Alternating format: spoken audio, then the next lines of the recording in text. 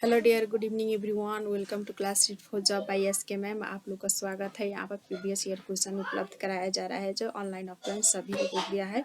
सभी का डिस्कस बहुत ही अच्छे से और छोटे छोटे ही वीडियो में आप लोग पूरे डिस्कस के साथ दे रहे हैं। ओके, तो आप लोग यहाँ पर EVS और CDP सभी यहाँ पर मिल रहा है। तो आप लोग के अनुसार यहाँ पर हिंदी चाहिए तो कहेंगे और कमेंट में देख कर आप लोग कमेंट में लिख करके बताएंगे। और मैथ भी, इंग्लिश या हिंदी, आप हम सभी सब्जेक्ट को देने की कोशिश करेंगे आपके मांग अनुसार।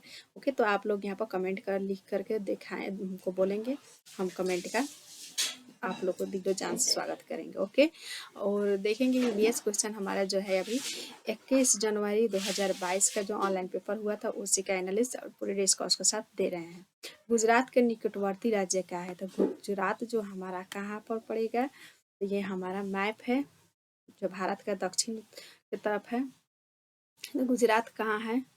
गुजरात हमारा अरब सागर की ओर है। ओके, तो यह महाराष्ट्र, कर्नाटक और राजस्थान। राजस्थान भी इसी साइड में है नहीं, लेकिन यहाँ पर मध्य प्रदेश, महाराष्ट्र, हरियाणा उस साइड, छत्तीसगढ़ उस साइड, मध्य प्रदेश बीच में है। ओके, तो हमारा आंसर फर्स्ट ही है, महाराष्ट्र, कर्नाटक और राजस्थान। ओके, निम्नलिखित में से क्या प्राथमिक स्तर पर पर्यावरण अध्ययन शिक्षण का उद्देश्य है? तो पर्यावरणीय मुद्दों पर जागरूकता की विकास करना है, बच्चों में संज्ञानात्मक कौशल का विकास करना है, या फिर बच्चों में सिर्फ संज्ञानात्मक कौशल का विकास करना है, या फिर बच्चों में विशेषज्ञ अध्ययन के लिए तैयार करना। तो हम क्या करेंगे? पर्यावरणीय मुद्दों पर जागृत करने का यहाँ पर मेरा हम लोग का उद्देश्य होता है कि पर्यावरण को संरक्षण कैसे करें, पर्यावरण कैसे बचाए। नहीं, तो आगे देखेंगे क्वेश्चन हमारा आ गया है नेक्स्ट 77।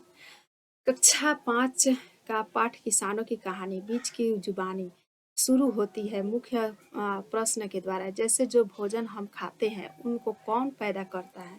तो बच्चों की सोच नई दिशाओं में लेकर जाती है। सही बात है कि बच्चे की जो सोच है नई दिशाओं में लेकर के जाती है। बच्चों के सीखने की प्रक्रिया में सहायता होती है। सही है।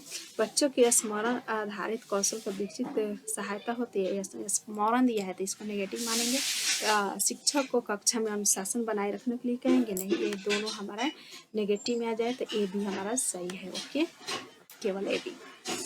नेक्स्ट, निम्नलिखित में से क्या पर्यावरण अध्ययन को पाठ्यचर्या के सुझावित थीम का उपथीम है? परिवार एवं मित्र, हम चीजें कैसे बनाते हैं, आवास, ये तीनों हमारा थीम है। और थीम का भी उपथीम होता है जो परिवार एवं मित्र में आता है, जानवर और पौधा। पर्यावरण अध्ययन में सार्थक पूर्ण सीखना निम्नलिखित में से किसके द्वारा नहीं हो सकता? तो यहाँ नेगेटिव दिया है तो नेगेटिव हम खुद ढूंढ लेंगे, किससे और कहानियों द्वारा। बच्चों को अपने पर्यावरण को खोज के अवसर देकर प्रत्येक उपकरण के प्रारंभ में मुख्य प्रश्नों को पूछकर बच्चों को स्मरण आधारित सीखने में शामिल करके। यही नेगेटिव है तो यही हमारा सही हो जाएगा। ओके, नेक्स्ट आ जाएगा, निम्नलिखित में से कौन से सीखने के सिद्धांत पर पर्यावरण अध्ययन आधारित होता है? तो यहाँ पर मूर्त से अमूर्त की तरफ सही है। अमूर्त से मूर्त नहीं, वैश्विक से अज्ञात से, यही हमारा सही फर्स्ट आंसर सही हो जाएगा कि मूर्त से अमूर्त की तरफ लेकर जाएंगे। निम्नलिखित में से कौन पर्यावरण अध्ययन के गुण नहीं है? तो नेगेटिव है यहाँ पर। तो यहाँ पर बाल केंद्रित होना चाहिए। एक विषय यह एक विषय क्षेत्र है, यह संदर्भित है, यह एकीकृत विषय क्षेत्र है, एकीकृत विषय क्षेत्र है और संदर्भी भी है और बाल केंद्रित भी है। लेकिन यहाँ पर एक विषय को नहीं लिया जाता है बल्कि अनेकों सब्जेक्ट का यहाँ पर एकीकृत किया गया है। जैसे कि पर्यावरण हिंदी, पर्यावरण विज्ञान, इस तरह से मैथ, सभी को एक साथ लेकर के पर्यावरण सब्जेक्ट को बनाया गया है और हम पर्यावरण को भी पढ़ते। नेगेटिव के लिए नेगेटिव आंसर। भोजन किस प्रकार से खराब होता है? इससे संबंधित प्रयोग के संचालन में एक पर्यावरण अध्ययन का शिक्षक बच्चों की सहायता करता है। निम्नलिखित में से क्या इस प्रयोग में प्रक्रिया आधारित सीखने का उद्देश्य नहीं है?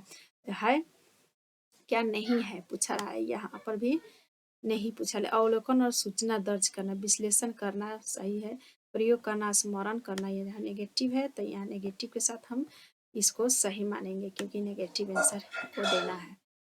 निम्नलिखित में से क्या पर्यावरण अध्ययन में बच्चों के लिए ज्ञान की रचना के लिए प्रभावशाली संसाधन नहीं है? यहाँ पर भी नहीं है। तो वास्तविक जीवन की घटनाएं सही होना चाहिए, सामुदायिक सदस्य ये भी होना चाहिए, कक्षा की चारदीवारी में रखना, बच्चों को चारदीवारी में नहीं रखना है, बच्चों को स्थानीय साधनों का उपयोग करना है। हम पहले बच्चों को स्थानीय, जैसे कि हम कक्षा का वातावरण चौक डस्टर दिखाएंगे, उसके बाद हम अपने क्षेत्र के आसपास के वातावरण को हम दिखाएंगे। ये सिर्फ सी नंबर हमारा जो है नेगेटिव है। निम्नलिखित में से कौन सी उक्तियों के द्वारा कक्षा 5 के उप विषय बोलती इमारतें एक पर्यावरण अध्ययन के विशेष शिक्षक के द्वारा अर्थपूर्ण तरीके से संपादित की जाती है? तो मानचित्र और चित्र, बोलती इमारतें, व्याख्यान और चर्चाएं, सर्वे और संचालन उपरांत पर चर्चा, या फिर बच्चों को नारे लिखने को कहना। सिर्फ नारे लिखने से कुछ नहीं होगा। हमारा आंसर जो है व्याख्या पर चर्चा तो दिया है लेकिन व्याख्या नहीं करना है। मानचित्र पर और सी, ए और सी हमारा सही है, तो ए और सी केवल फर्स्ट में दिया है। बच्चों के सीखने की प्रगति के वर्णन अभिलेख आधारित है, किस पर? तो मौखिक तकनीकी प्रोजेक्ट, या फिर अवलोकन तकनीकी, या फिर अधिन्यास तकनीकी। तो यहाँ पर मौखिक तकनीकी जो है, जो इसी पर हम अधिक बल देते हैं। CCE के अनुसार पर्यावरण अध्ययन में 100 आकलन संबंधित है खुद से आकलन करने के लिए। तो सीखने के समान आकलन को 100 आकलन कहा जाता है। ये सीखने के लिए ये बीच बीच में होते रहता है। सीखने क्या, ये बाद में होता है। सीखने के अंदर ये भी हो सकता है, लेकिन ये हमारा यही सही आंसर, सीखने के समान आकलन। नेक्स्ट क्वेश्चन हमारा 87। बच्चों के सीखने की प्रगति को आंकने के लिए शिक्षकों के द्वारा अक्सर पोर्टफोलियो द्वारा उपयोग किया जाता है। पोर्टफोलियो क्या है? बच्चों के सीखने की प्रगति का एक संचयी अभिलेख है, सही है। बच्चों द्वारा सीखने का बच्चों द्वारा अपने कार्य को प्रदर्शित करने में समर्थ बनाता है, सही। सिर्फ एक वर्ष में बच्चों के स्कूल में उसकी उपलब्धियों को संबंधित एक कथन है, या फिर बच्चों को सीखने के और आकलन के सक्रिय भागीदारी बनाने का समर्थक है। तो यहाँ पर देखेंगे ए, बी और डी जो है सही है, और सिर्फ एक वर्ष के नहीं बल्कि हर वर्ष यहाँ पर पोर्टफोलियो बनता है जब तक बच्चा पढ़ता है। ओके। पर्यावरण अध्ययन में बच्चों के लिए संवेदनशील मुद्दों जैसे लिंग भेद का अर्थपूर्ण संवाद किया जा सकता है। पर्यावरण अध्ययन में बच्चों के लिंग संवेदनशील मुद्दे जैसे लिंग भेद में अर्थपूर्ण संपादन किया जाता है। बच्चों के मध्य बातचीत का संचालन करके या फिर व्याख्या का आयोजित करके व्याख्या के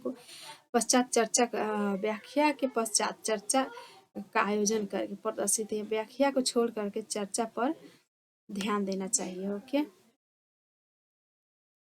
यहाँ पर ये नेगेटिव है थोड़ा, लेकिन ये पूरा तरह से सही है। बच्चों के माध्यम बातचीत करके। 89। निम्नलिखित में से कौन पर्यावरण अध्ययन में बच्चों के आकलन के लिए सबसे कम उपयुक्त है? तो यहाँ पर नेगेटिव है, तो बंद उत्तर वाले ये नेगेटिव हो जाएगा, क्योंकि मुक्त उत्तर वाले अपसारी चिंतन एक्टिविटी में आ जाएगा। विस्तार प्रश्न होना चाहिए, सृजनात्मकता भी होना चाहिए, लेकिन बंद उत्तर नहीं करवाना चाहिए, क्योंकि बच्चे सिर्फ एक क्वेश्चन के एक ही जवाब देगा। मुक्त अंत वाले जो एक क्वेश्चन को अनेकों आंसर देगा, इसलिए हमको बंद अंत वाला क्वेश्चन नहीं करवाना चाहिए। 90 नंबर क्वेश्चन आ गया हमारा। निम्नलिखित में से क्या पर्यावरण अध्ययन में आकलन का संकेत होना चाहिए? तो यहाँ पर सहयोग होना चाहिए, ओके, ना कि स्मरण करना, पेंसिल परीक्षण, ये भी नहीं, पेपर पेंसिल पाठ्य पुस्तक, ये तीनों नेगेटिव हमारा हो जाएगा। ओके, तो हम सही हमको फर्स्ट ही है। इस तरह से क्वेश्चन हमारा सभी सोल्व हो चुका है, और आप लोग देखेंगे। अगर वीडियो आप लोग को अच्छा लगा हो तो इसके लिए आप लोग लाइक सब्सक्राइब जरूर करेंगे। अपने साथ अपने फ्रेंड्स को लेकर आए और हमारे साथ जुड़कर प्रीवियस ईयर को साथ आप लोग अपना कंसेप्ट को तैयारी करिए। ओके, अगर वीडियो अच्छा लगा हो तो आप लोग साथ में आए और अपने साथ अपने फ्रेंड्स को लेकर के आएंगे। Okay, thank you, bye. और मुझे मोटिवेट करने के लिए आप लोग ज़रूर लेकर आएंगे अपने दोस्तों को और शेयर करेंगे, ताकि बहुत सारा लोग देखें, और जो उसके घर में जो भी मतलब टीचिंग की तैयारी कर रहा है वो सभी बच्चे यहाँ पर उपलब्ध होंगे। Okay, thank you, bye.